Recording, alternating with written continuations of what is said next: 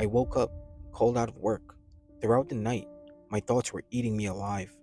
I then proceeded to make the biggest decision I could have made in my life. I went to my local Home Depot, asked for the strongest rope they had, and then left. I finally got home, tears flowing through my eyes. A bottle of bourbon was sitting on my shelf. I took it and guzzled enough to make a horse go to sleep. I then went in my bathroom, tied the rope to a heater pipe, and then made the strongest knot possible. I then made a knot around my neck and leaned over. What happened next was where my life ended, and that's where it all started. Welcome to tomorrow. Growing up in Trinidad and Tobago, life was very hard for me mentally. I was an only child, and I had a lot of pressure to be that child that grows up and has a college degree and become a successful millionaire. But that wasn't what I had in mind. As far as I can remember, I wanted to be a pilot. I had dreams of just flying through the skies, through the clouds, feeling as if I'm untouchable. Well, that dream went down the drain after the horrific incident of September 11th. I can remember my parents saying to me, if I don't do well in school, I would become a nobody.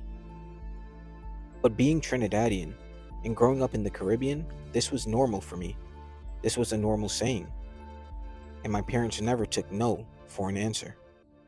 I can remember vividly when I would have horrible handwriting, my mother would make me write sentences 200 times to make my handwriting perfect. As I was growing up, I was a very active child.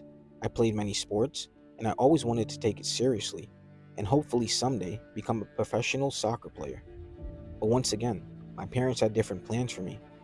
When I would do something, there would be a voice in my head that said, nope, sorry, this isn't good enough. This stuck with me for life. My life was perfect to other people in their eyes, but not in mine. I can remember waking up in the middle of the night about 4 nights a week to loud arguing of my parents. And they didn't know this, but this followed me through my whole life, and it played a big part of the person I am today. I can recall waking up, crying myself back to sleep, thinking in my head, they're fighting because of me. This is all because of me.